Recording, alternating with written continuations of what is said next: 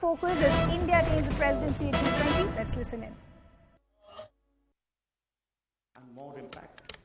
And don't forget the perennial challenges that we have faced, whether it is terrorism or black money. And the G20 is in fact the premier grouping which is devoted to addressing the financial, economic and development challenges of the world.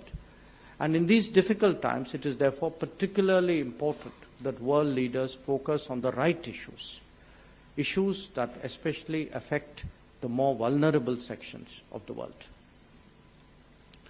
Now, the attention obviously needs to be given not just to the problems, but equally, perhaps even more so, to finding viable solutions for them. In this regard, India's example is of increasing relevance to the rest of the world.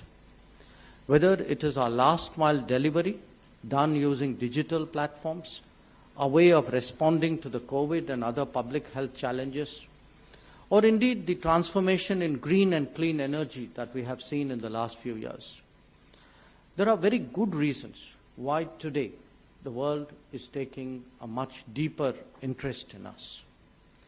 The G20 Presidency offers an opportunity to share our story with others, particularly those who may transpose some of our experiences on their performance or challenges. And it is also a time when we must become the voice of the global South that is otherwise underrepresented in such forums. Countries of Asia, Africa, and Latin America trust India to speak up for them. We have of late been in the forefront of expressing their concerns on fuel, on food, on fertilizers. And we share too the apprehension that sustainable development, climate action, and climate justice could be sidetracked due to more dominant issues. But our task will end not just with articulation. India has to take the lead in pushing for collective action, and that is exactly what we intend to do at the G20. Now, there are established mechanisms and working platforms to take forward various issues that come up in the G20 agenda. But the G20 naturally responds to the pressing issues of the day. It is also a tradition in the presidency, for the presidency, to flag concerns that are most immediate and seek support of the larger membership. Where India is concerned, some of the priorities are self-evident. Energy security and food security are two such examples. After the pandemic, there is a global expectation that more equitable solutions would be found for health challenges. And as the driver of the widely appreciated vaccine Maitri, the global South has hopes that India would take forward this cause. Our commitment to climate action and climate justice is again very well recognized. This is even more so in the context of national actions and policies on this subject in the last 8 years. Most of all, our digital prowess and its effective application on the ground, that has really caught the world's attention. While noting all these developments, let me address some specific issues that are likely to come up in the G20 context.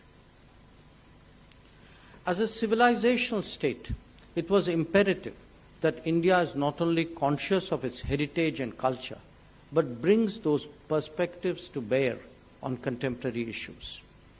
As we currently consider the challenges of climate action, it is natural that we reassert our innate reverence for nature and search for solutions that are not just material but also behavioral.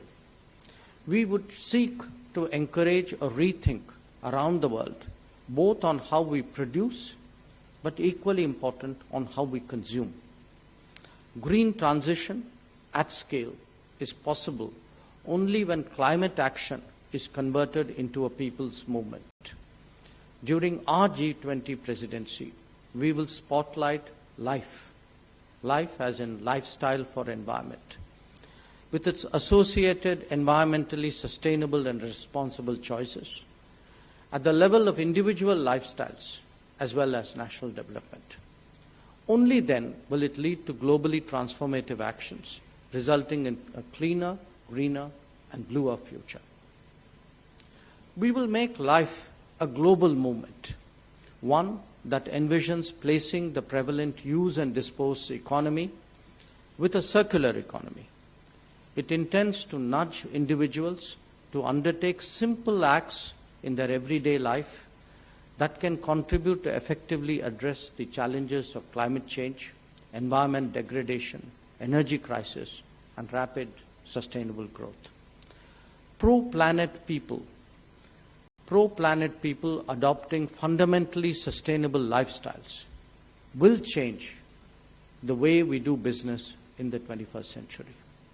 India will seek to be a catalyst of that change. When taking over the G20 presidency in Bali, Prime Minister Narendra Modi spoke about a sense of trusteeship. We want that message also to go out from the G20, that for the sake of future generations, for people like you, every generation should leave the planet in a better shape than it inherited it. After due deliberation, we have therefore taken up Vasudhaiva Kutumbakam, or One Earth, One Family, One Future, as our G20 presidency theme. Drawing from our cultural ethos, this is a strong assertion of beliefs in shared and common solutions. It may apply to climate action and life, where the power of example, the diffusion of technology, and the spread of best practices can make a decisive difference. The same drivers are even more powerful when it comes to digital delivery, in order to ensure that we leave no one behind. And remember, we have demonstrated it even at a time of extreme stress by undertaking successfully Vaccine Maitri. The G20 is a diverse platform that seeks to forge common ground on key issues among prominent countries. Our endeavor is to make that consensus more relevant through a wider process of consultation. Indeed, our very choice of guest countries is reflective of this intent. Harmonizing various interests is something that is ingrained deeply in India's history and culture. We have long been a pluralistic and consultative society who have debated issues openly before we arrive at a decision. Since this is deeply ingrained in our DNA, we have never been insecure with diversity. Our essential unity is not only the basis for pluralism, but it is also a source of confidence for engaging the world. As the mother of democracy, India's G20 presidency will be consultative, it will be collaborative, and it will be decisive. Having noted that, we must also recognize that the global order today is not truly reflective of the state of the world. Institutions and practices created 75 years ago still dominate global decision-making. A representative and democratic international order must press for change, not just in the United Nations, but in other international institutions as well. While we strive to progress on this broad agenda of issues, the G20 cannot be impervious to immediate developments that have a direct consequence on global well-being. This year, much of that debate has centered around the Ukraine conflict. As you all know, the Prime Minister had declared that this is not an era of war, and that dialogue and diplomacy alone can provide solutions. At Bali,